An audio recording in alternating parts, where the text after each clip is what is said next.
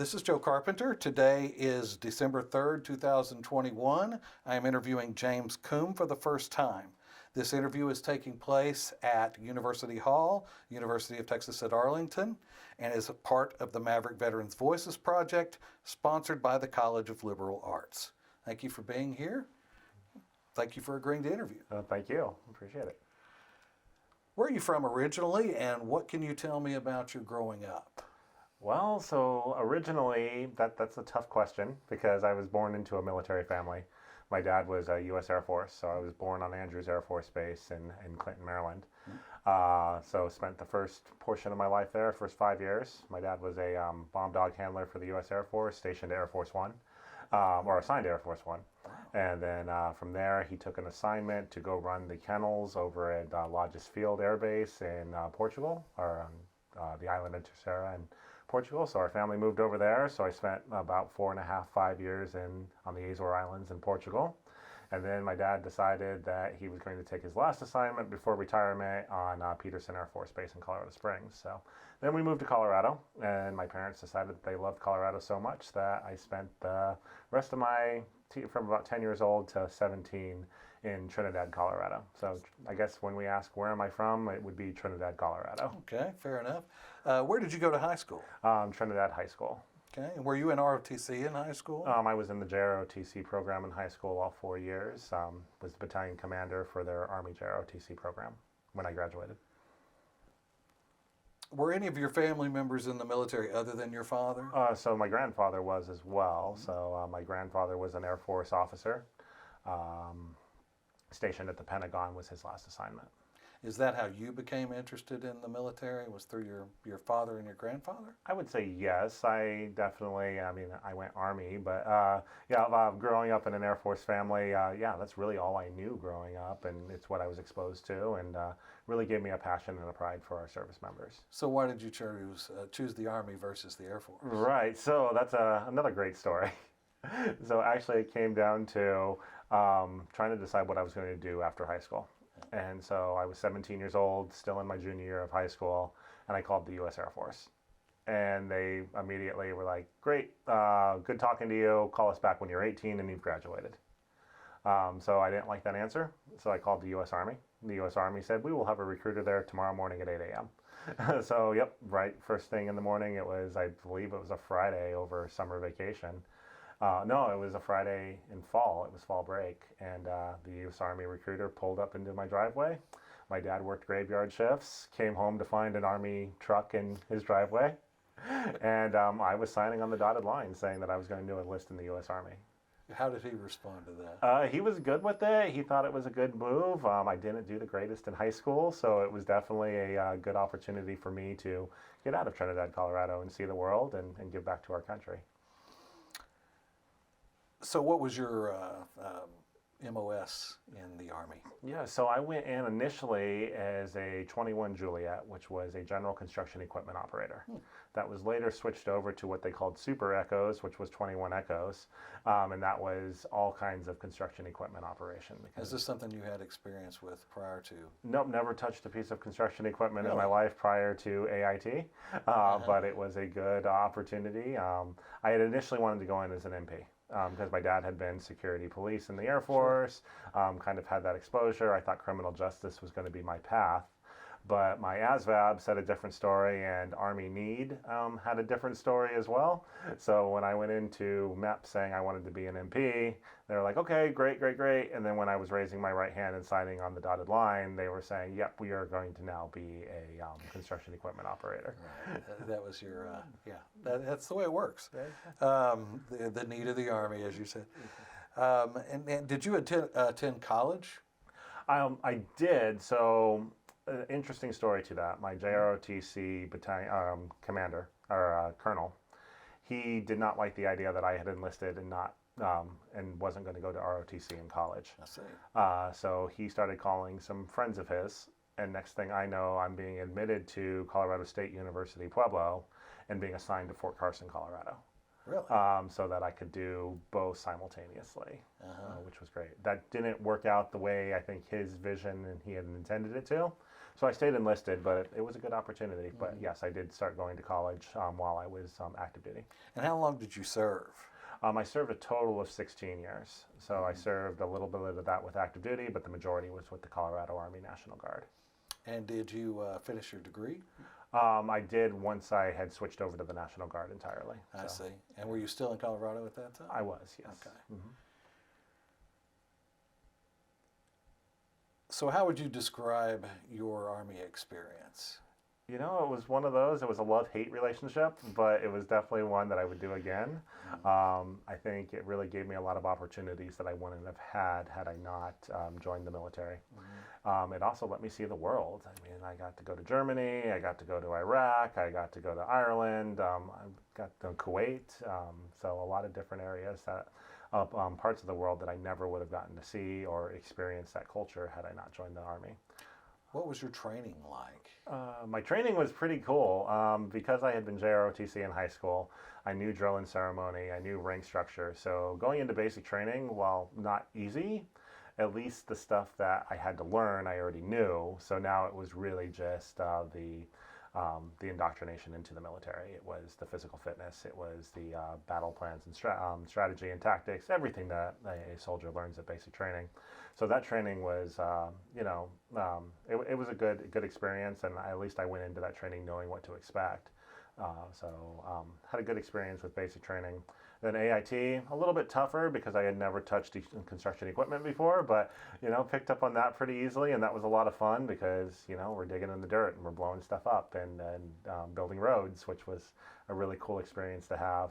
And then some of the additional trainings, combat lifesaver, preparing and moving up to deploy, all really good experiences. And, it's kind of that really fun experience of, you dream as a kid, you go out and play soldier, you play war, and you think about all these cool things. Well, now you're actually getting to do it with live ammunition and paintball rounds and other things like that to have a good time. So, did you feel adequately prepared after your training to do your duties, to perform your duties?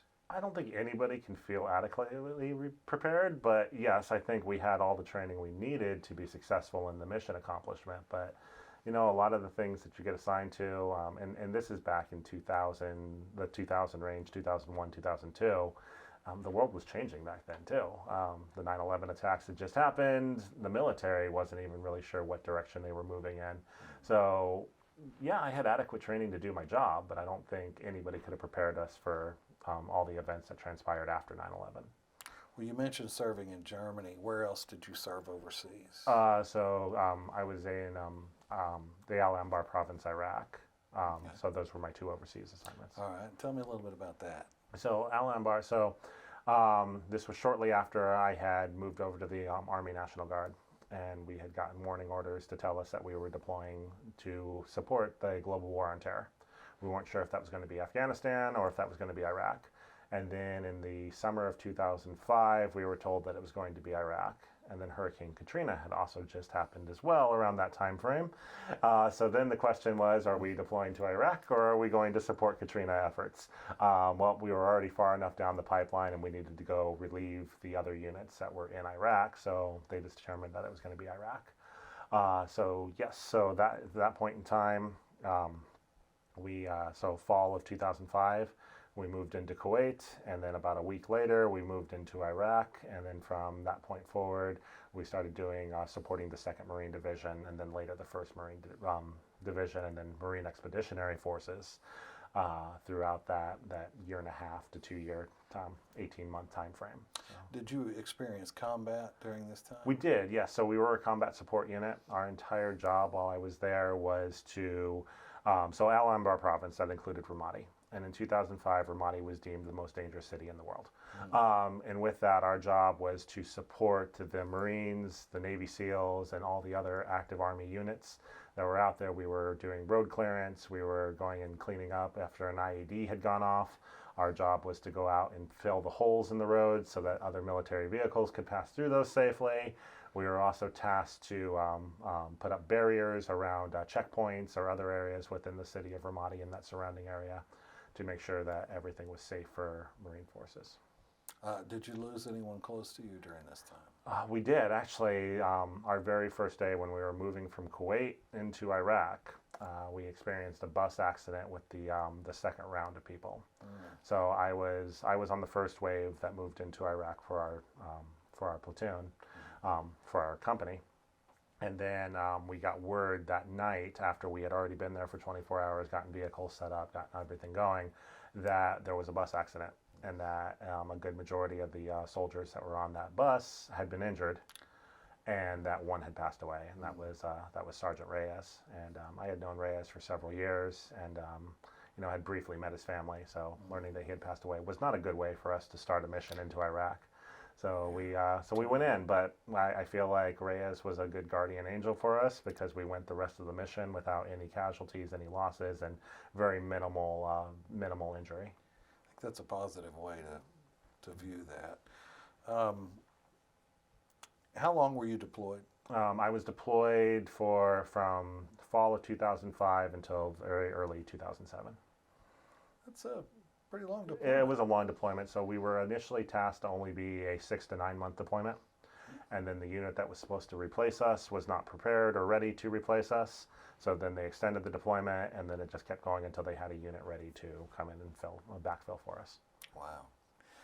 Were you married or in a relationship during the time you served? I was not. So that was actually, I think, a perk. Had some girlfriends here and there, but no serious relationships while I was deployed. Right. And then once I got back, I spent a few years finishing up college, getting ready for that. And then I met my wife in 2011. And then we were married in 2012. And then I got out of the military in 2014. Great. So yeah, I was married for a short bit, but the very tail end of my enlistment. And you were guard during that time? I was guard during that time as well. Did that influence your decision to get out at all? Not really. I mean, it did to a degree because I couldn't imagine, especially with us, and being in the National Guard, at that point in time, different from active duty. I was working a full-time job. I was in admissions at the University of Colorado. So with that, it was just kind of balancing that work-life relationship. But the biggest determining factor that had me leave the military was that I had finally decided I was going to go become an officer after the whole long story that led up to this point. I had decided that I was going to go through OCS, but then I sustained an injury just before we shipped out to our Phase 1 training, and the National Guard wanted me to redo the 6 months of training that I had already completed up to that point the following year. And I said, I just really wasn't up for that. So I went back to my unit, fell in as a squad leader, and then about a year later said, I'm going to focus on finishing my master's degree and my civilian career. What kind of challenges did you have with stress, and how did you deal with those challenges? So that's one of those things that I don't think I realized I was experiencing stress or dealing with stress until years after the events occurred. That was one of those pieces that, being in Al Anbar and in the Ramadi area, we were just conducting the mission. I'll say I didn't even know Ramadi was considered a hot spot or a dangerous area, even though we'd taken mortar fire on a daily basis. We had seen insurgents, we had backed up the Marines, we had provided security force protection and help, assistance. But I didn't really put two and two together with what we were really doing until years later when I started reading some of the reports and some of the news articles. And I was like, oh, I was there at that time. There's the book Extreme Ownership by Jocko Willink, and started reading that. And as I read that, I really liked the concept of extreme ownership. But as he started talking about the experiences in Iraq and where he was and what he was doing, I was like, oh, I was there. When you open the cover of the book, there's a map, and I'm like, oh, I know Route Michigan, I know Ogden Gate. I was supporting those places. I was running that. So that stress was one of those pieces that I don't know if I really knew it until later on. And then I start looking at some of the later years of my time in my service and some of the things that probably would not have bothered me as much had I not had those experiences and stressors. And when I'm going back and looking at it, I'm like, oh, a lot of those decisions I made, like getting out, was probably a result of stress and those pieces there. And then knowing that I do have PTSD,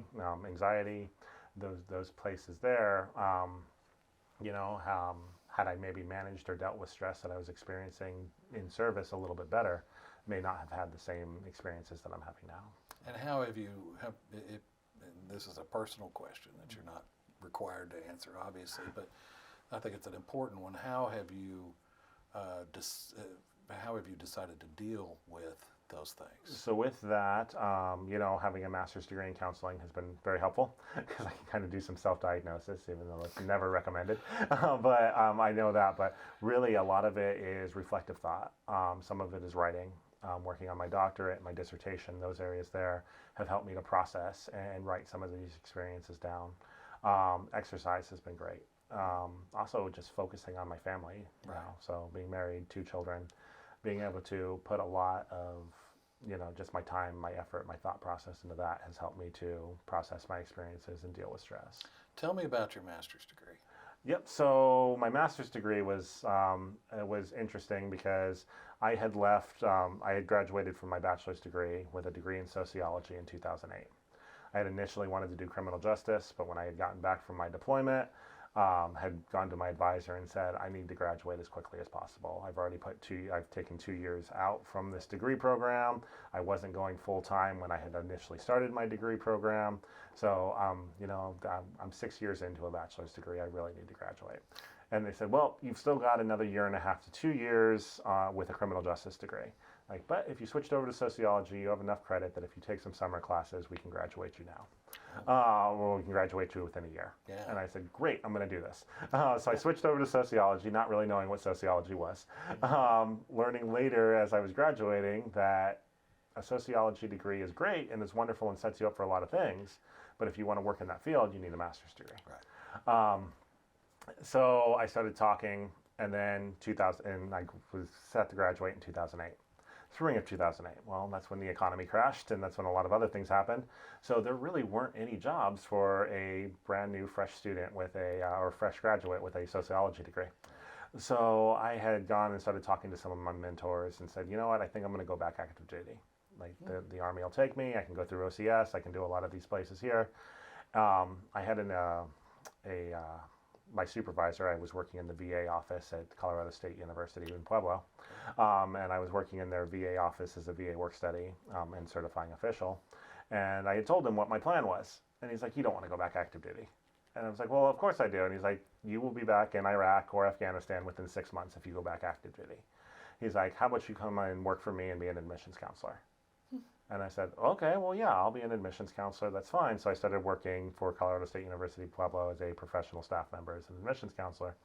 And as I was talking with, and started enjoying it, enjoying the work, enjoying higher education, and learning really some of the behind the curtain stuff that happens in higher ed, and said, you know what, I can really see a career out of this. Yes. And I said, well, what do I need to do to continue moving up? And he had told me, he was like, well, 1, you need to get as much experience in different offices as you can. He's like, 2, you need to get your master's degree. So I started looking at some different master's programs, started an MBA program, did well in the first semester, but throughout that process, goes back to that stress piece. Started learning that I was having some experiences that were direct results of my time over in Iraq and time on active duty and some of those other areas and with the National Guard, that, I was like, I really need to address this. And I had taken a counseling course as an elective class and said, oh, I really kind of like this. So I switched my major over to counseling and started talking to the Department of Veterans Affairs. And they said, well, yeah, we take veterans to be VA counselors all the time. So, you get your master's degree in counseling, you get certified, and they're like, there'll always be a position open for you with that. So I switched my major over to counseling and started learning all the counseling practices and principles and those pieces there, and really enjoyed the coursework. Then I ended up in an intern. Well, and then I found out that it was going to take an internship. Yes. And I was working full time, so I put it on hold for a little while because I was like, I don't have time to work full time and take an internship. So I stopped for about 1.5 years. It's like 3,000 hours. Yes, exactly. And my wife finally, after about 1 year of our marriage, was like, you ever going to finish this? And I was like, yeah, I probably need to.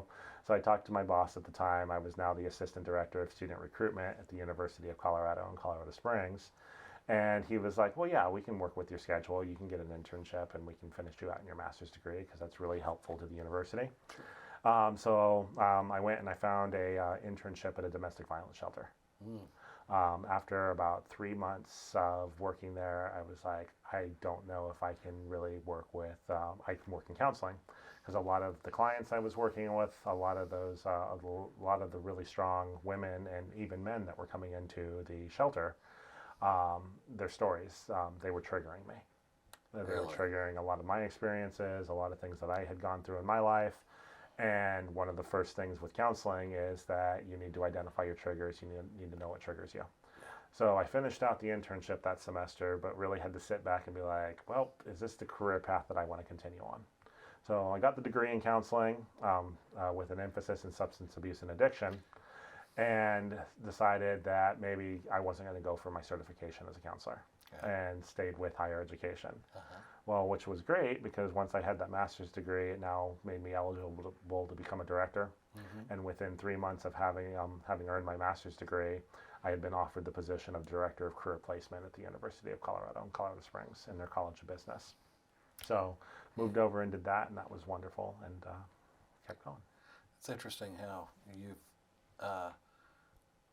that counted 3 different times you wanted to go back into the military as an officer. It's almost a fallback position, isn't it? It really was, because I had done my enlisted time, and I thought it was great, and really enjoyed my time enlisted, especially as I moved up and became an NCO, and loved leading troops and leading soldiers. But I've always been one that believes that if you want to see change happen, or you want to take the lead on something, then you have to put yourself in the position to take that. Mm-hmm. And while my dad had been enlisted his entire time in service, my grandfather had been an officer.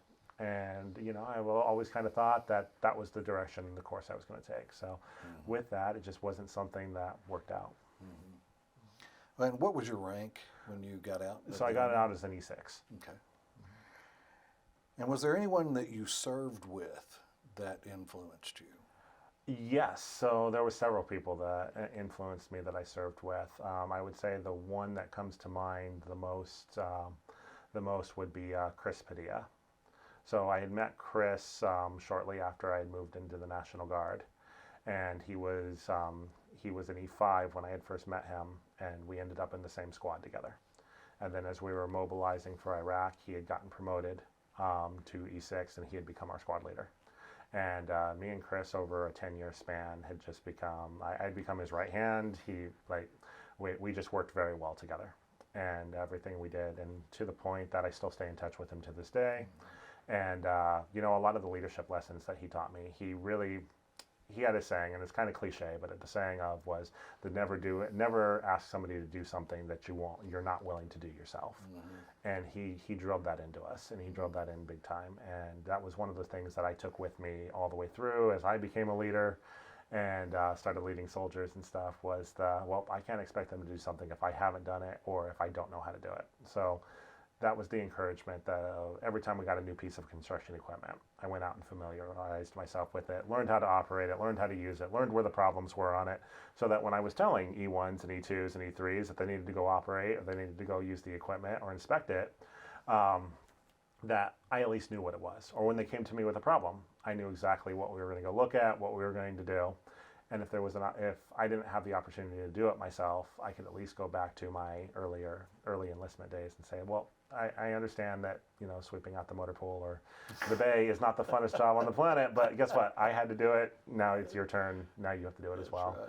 There's a certain level of discipline that's involved in that, and they missed the mark on that. Right. And the same thing went with physical fitness in those areas too. If I wasn't at peak physical fitness and passing my PT test, I couldn't expect my soldiers to do the same. And it was the lessons that he had taught me that really helped us in that area.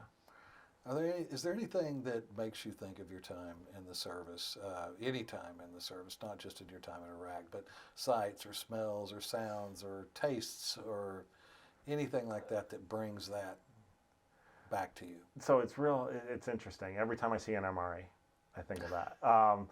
And it's really interesting because here at UTA, we just did our showcase event, and our MAV Vets, our Student Veterans of America chapter, they did an MRE tasting. Just for, civilians or people that have never seen an MRE before, this is what they eat in the military when you're in the field. So they did that, and when we got those boxes and we opened them up, that took me way back to probably my entire, from basic training all the way up Yeah. through, and it really was a memory that went back. But I would say the other thing that takes me back every time is every time the monthly tornado sirens go off, the tests, Yes. because it's the exact same sound that the mortar alarms went off while we were in Iraq. The That's exact interesting. same sound. So I go back every time that happens. And also, every time I meet another veteran in the community, we start talking about where we were, who we were. Um, it takes me back to those times because we start sharing and we're like, oh, hey, what part of Germany were you in? Oh, yeah, well, I was in Schweinfurt, or I was in Bramberg and those areas there. So it's really kind of cool that you have those crossovers, and it does take you back. And hate to say it, but every time I log into Facebook, there's somebody that I served with at some point in time that posts a picture or says something, and I'm like, oh yeah, I remember that. Right. So that's the. Right. How did you end up at UTA? So that's another long story, but it's a good story. So left the National Guard in 2014. My wife wanted to get closer to where she lived, or from where her family was in Illinois. We were in Colorado, so it was, well, let's find something in between, because I didn't really want to go too far from Colorado. So we had found a position in Dodge City, Kansas, at Dodge City Community College. They had hired me to be their director of admissions. They had hired her to be their director of housing. So it worked out really well. Yeah. Well, we got to Dodge City, and Dodge City is a small town. It's a nice town, but it's incredibly small, really in the middle of nowhere. Having grown up in a small area on the Azore Islands and then in Trinidad, Colorado, I was like, oh yeah, I can do this. This is great. Well, having been in Colorado Springs for a good many years, I had kind of forgotten all the little nuances that go with small towns. And my wife, she had lived in small towns before, but nothing as small as Dodge City. So we had gotten into the college, we had gotten that experience, we had kind of worked through that. And about a year and a half in, I had gotten a call from a friend of mine from Colorado Springs that I had helped set up the Military and Veteran Services program in Colorado Springs. He was their director. He had set it up, and he's like, hey, have you looked at Texas recently? And I'm like, I'm not moving to Texas. And he's like, well, no, seriously. He's like, there's a job that if I wasn't here, I would apply for. And it was the executive director of Military and Veteran Services here at UTA. So I was like, okay, well, sure, I'm interested. Let's take a look. So I had applied for it. I had also applied to be the director of admissions at Washburn University in Topeka, Kansas. So I interviewed at both places. Washburn had pretty much offered me the job there on the spot, and I was waiting for it.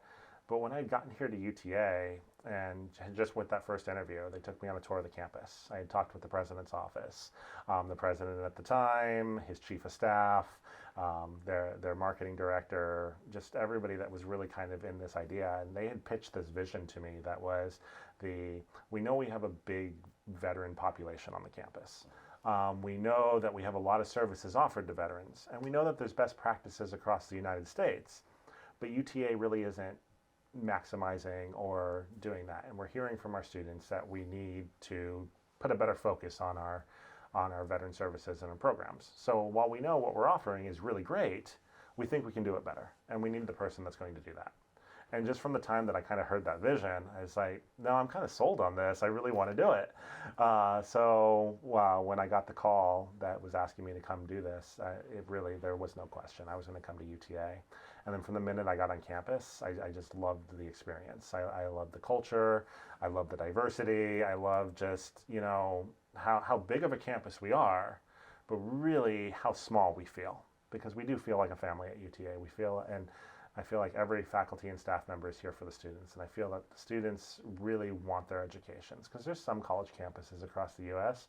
where the students feel very entitled or very privileged, and they're maybe not at a college campus for the education or for the experiences and the opportunities it's going to lead them to. They're there just because it was their next step. I don't think I've really come across a student at UTA that has that sense of entitlement behind them. I feel like they're really committed to the cause. They're here because they want their educations. They know it's going to lead to great careers, and they're really committed to that happening. So it was a good experience to come in, and I really saw that with our veteran community. And then I knew I was in the right place when I started talking with our student veterans on the campus. And they were telling me, they showed me that we had 17 different programs and services across the campus that were all kind of disjointed. So we knew the first thing we needed to do was take those military strategy, and we needed to centralize and strategically bring everybody together and start running off of one operating procedure.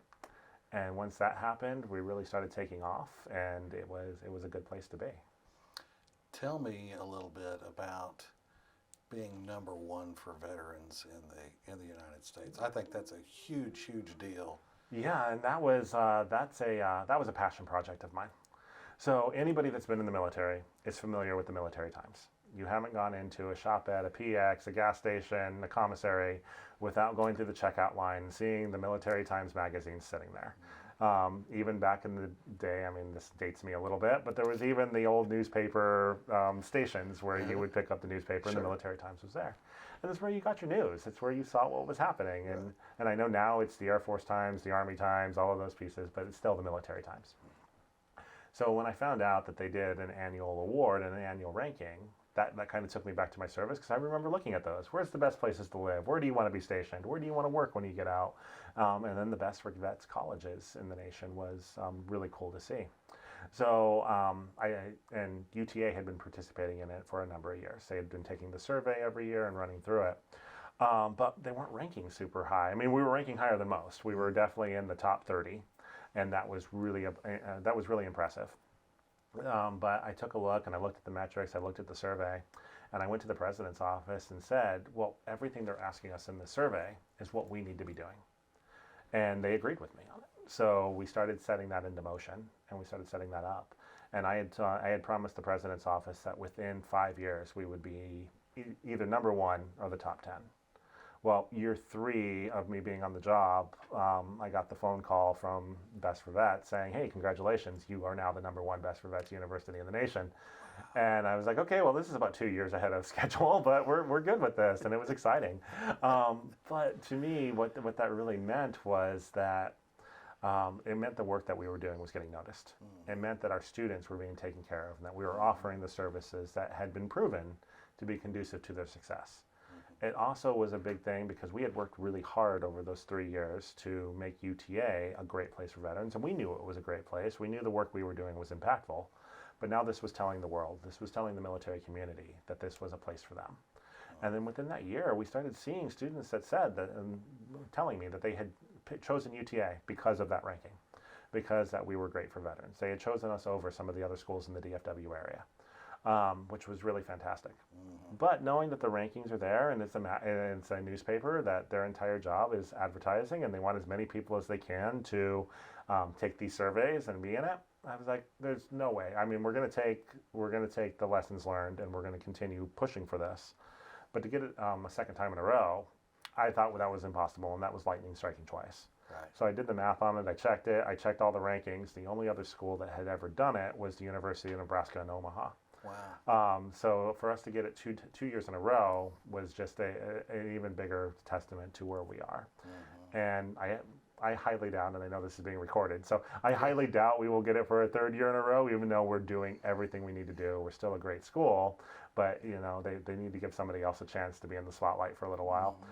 But I'm going to try my hardest, and we're going to do the very best we can for a 3rd year. How many times can you win the Super Bowl? Exactly, and that's the goal. But and that's really what it felt like, was winning the Super Bowl to get that. Right. And knowing that we rank high in every survey that we take, but being number one by the Military Times was fantastic, and having people just understand, and the communities behind us here in Arlington.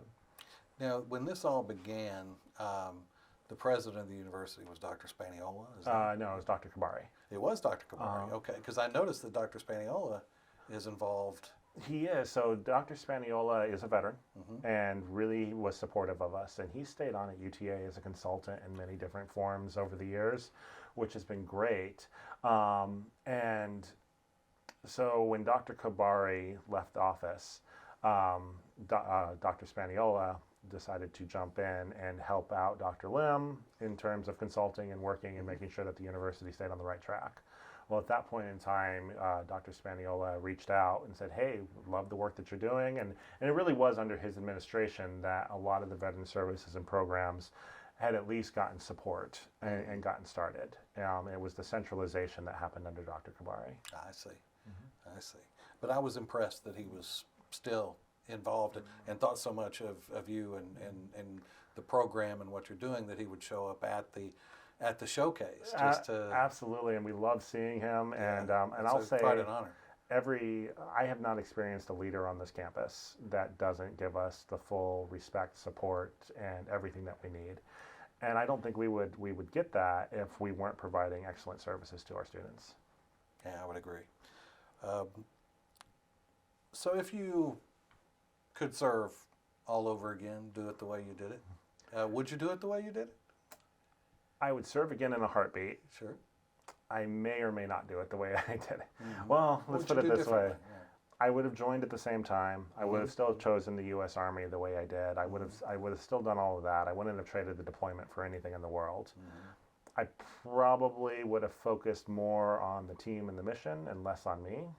I probably would have, if I knew what I know now, I wouldn't have been a dumb 19-year-old about it. I would have been far more strategic in it and moving through and operating that way. I would have taken more of the opportunities I was granted and not seen it as, oh, Sergeant so-and-so or the colonel wants me to do something because they're being jerks, or being more, they're developing me and it's a developmental opportunity. Yeah, and I think that we've all experienced that to a certain extent, is that, we look back as dumb 19-year-old kids and say, I wish I would have taken advantage of that, or now I understand why they had me do that sort of thing. So. Exactly. I had a lot more trainings that I should have gone to or could have gone to that I found ways out of because I was just 19 and lazy and not thinking that it was going to develop and help my career. Right. It was those areas there. A lot more trainings, a lot more. I could have gone to Italy. I could have been stationed in Italy, and I turned that down. And so a lot of things that I should have done, but no, I don't think I would have done anything differently.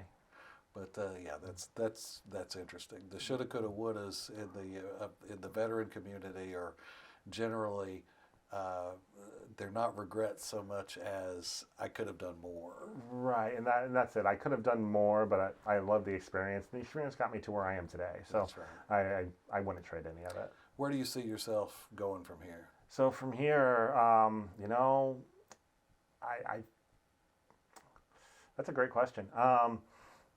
From here, I'm going to stay in the executive director role for a while longer. I'm coming up on my 5th year at UTA here. We've made a lot of progress. We continue to make progress. We've got an excellent team that we're working with. So as long as that team's in place, we're going to continue giving the best service we can to our student veterans. But I do finish my doctorate next year. Great, congratulations. I will finish that, and that's in educational leadership. Okay. So the ultimate goal is to hopefully someday be a vice president of student affairs, enrollment management, or student success.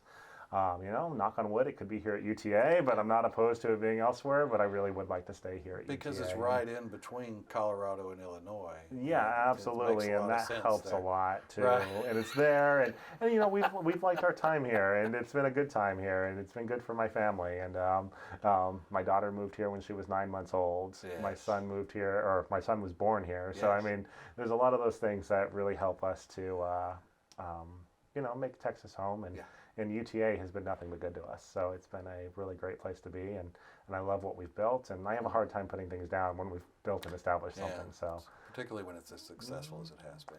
So maybe anybody watching this, if you want to make a vice president of military services, I'm all for that. But with that, no, really the next steps We'll are pass that on. moving up to continue helping students and continue serving students. Sure. Is there anything that I haven't asked you that you would like to add to this interview? So just an addition to the interview would be that UTA is such a supportive place for our military-connected community. And that's not just our veterans. That's our active duty, that's our National Guard, reservists, the children, and the spouses of veterans. I mean, we're here for everybody that has an affinity for the U.S. military. And with that, it's programs that it's real easy for my program, Military and Veteran Services, to get the spotlight on everything. Because we're the flagship, we're here. But there's so many programs like the Maverick Veteran Voices that are really putting a showcase on our amazing population. So I would really want to add that anybody that has a connection to the U.S. military and to UTA, whether that's you went to UTA, you're a student here, you're an alumni, you're a faculty, you're a staff member, you just enjoy your time here, you just drive by it on your way to work. Get with Joe and go and come in and take an interview and do this. It's not painful at all, and I really think it's going to be a good it's a good record for our community to know that you're not alone, because it's so easy for us as veterans to get out of the military and feel like nobody understands us. Nobody speaks the same language. Nobody has the same thought processes. So we kind of fall back to that military experience. But the goal is to keep pushing forward and keep moving forward. So by sharing your stories, hopefully you can encourage somebody else to come and share theirs. Or if nothing else, show our military connected community that they're not alone here, that we're embedded all over the place. We're just camouflaged, as we should be and as we were trained to be. So we're out there, we're exposed, we're experienced. A great example of that is yesterday. There was a breakfast at my daughter's school. So we went to breakfast, and it was actually put on and hosted by the father of another group of students. Well, he's a Marine Corps veteran. And I had talked with him, and he's actually my counterpart over at Cedar Valley in Dallas. But I hadn't talked to him in 2 years. And I walk in and I'm like, oh, it's Mike. But it's because I know I don't look like a soldier anymore. He doesn't look like a Marine anymore. Maybe the haircuts give us away a little bit, but overall, because we knew each other and there was that immediate connection. Yes. So knowing that we're all over the place and we're here to support each other. And I think Maverick Veteran Voices will help with that. Yeah, and that's our vision for the program, is to give that image of connectedness and let everybody see that. Mm-hmm. Is there any advice that you can offer to anyone, students, veterans, whoever they are? What advice do you have for them? So I'd say my best advice is for those going into the military or thinking about going into the military. We're all stupid at 19, but really step back and think about it and understand that we don't know everything at 19, that you have a whole world of experiences, and maybe learn from the people ahead of you. But take the chances, take the experiences. You get an opportunity, run with it, because that's the time to explore. That's the time that's going to be best for you. I would say for our veterans in the community, or just anybody in general, again, it's keep pushing forward, keep moving on, keep at it, because we can all reach our goals, and that's really what our mission is and what our objective is. And you're going to have the support. Just come ask for it. That's great advice. Well, I want to thank you for your time today. I really appreciate it. That's been wonderful visiting with you and finding a little bit more about you. And I hope that you will reach out to those people that you have in contact with, encourage them to become involved as well as you have in the interview. And we thank you for your participation. Thank you for taking the time. I appreciate it. Thank you, Jeff.